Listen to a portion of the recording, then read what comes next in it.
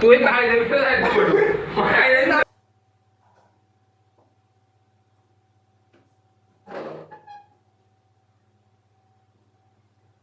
Hello friends, तो केमती अच्छे welcome to another new video. तो आज आम कथा पखाड़ व्हाई आई लव पखाड़। बास दिन टाइम है सका भात अच्छी या पखाड़ कराव अंडा गुड़े भाजिकी पखाड़ माड़ हम अंडे अंडा का फंडा।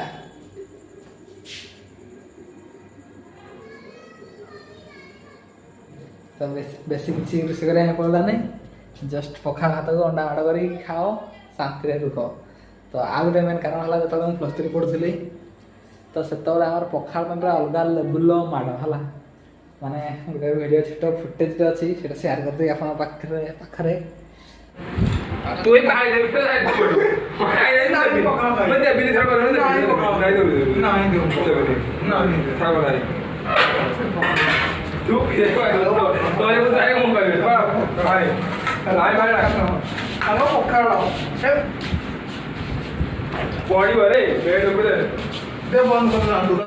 तो आमर कौन कर देखिए आमर जिते माने कौन हाँ दिन बेले तो भात दिए रात रुटी प्लस सतुला दिने दिने सतुला दिया है से दिन सतुला दिन आम पिला कहीं खाइबेनि रुटी माने रुटी खाइबे जदि रुटी खाइबे हेले सतुला खाइबेनि होटेल मगैक आनबे जहाँ चिकेन टिकेन कि भोज करी खोज करी आज रुटी खाइबे ना पखाड़ माड़ हम। तो आम हस्टेल रात भात माने आलाउ ना पखाड़ हुए तो से आम पखाड़ बहुत आड़े आड़े हो तो यहाँ कहली कौन खुशी कहीदेली आ। तो थैंक्स फॉर तो चाहूँ तो बनया पखाड़ सांगे अंडा भजा आउ एंजॉय करवा नाइट डिनर।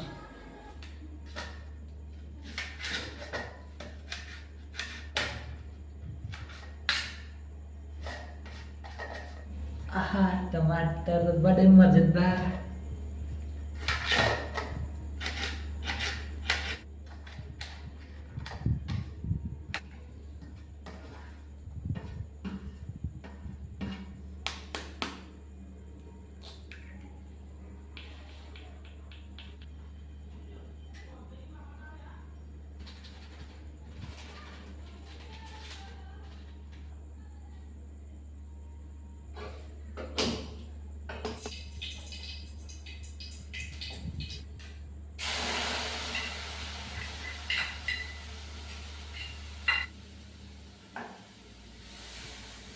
तो रेडी अंडा भजा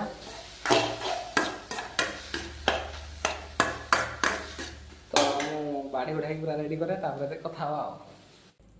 तो भाई रेडी होगा हमारा पखाड़ भात को अंडा भजा पखाड़ भात को अंडा भजा रेडी है बर्तमान माड़ करिया पखाड़ भात को अंडा भजा। तो चलते खाइबा कथा हवा।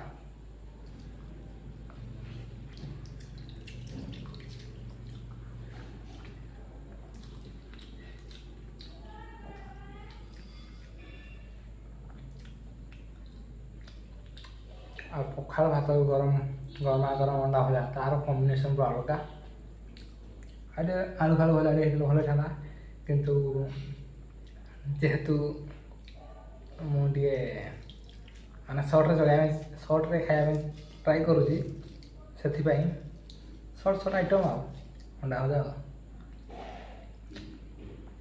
तो खाई सारी कथा हो पखाड़ बर्तमान खाई सरीगला। तो कथा पखाड़ कहीं गुड़िया आंकर पसंद। तो फास्ट कथा जिते मु छुआ थी तो आम फैमिली गोटे बैकग्राउंड चाष उपर अच्छी निर्भर करे आम फैमिलीटा।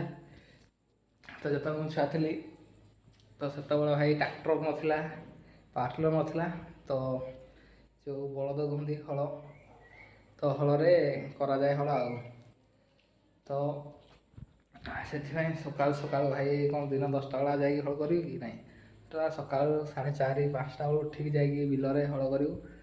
तो से कौन होता तो पखाड़ माने से मेन रात रोषे करा पखाड़ तो सका सका 5टा बेलू किए रोषे कर पुणी गरम गरम खाइले हेनी देह पेट टे थंडा रहा दरकार से पखाड़ ରାତିରେ ଯେଉଁ ପଖାଳ ବଳିଥିବ ସେଇଟାକୁ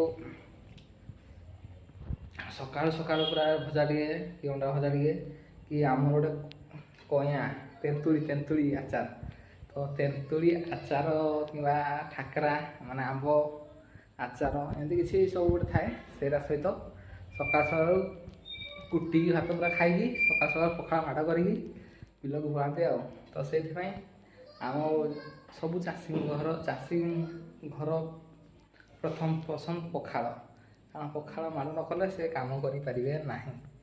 ତ ଆଜି ପାଇଁ ଥିଲା ଏ ଛୋଟିଆ ଭିଡ଼ିଓଟି। ଯଦି ଭଲ ଲାଗିଛି ଟିକେ ଲାଇକ୍ ଟିକେ ସେୟାର ଟିକେ ସବସ୍କ୍ରାଇବ୍ କରିଦେବେ। Thanks for watching. ଜୟ ଜଗନ୍ନାଥ।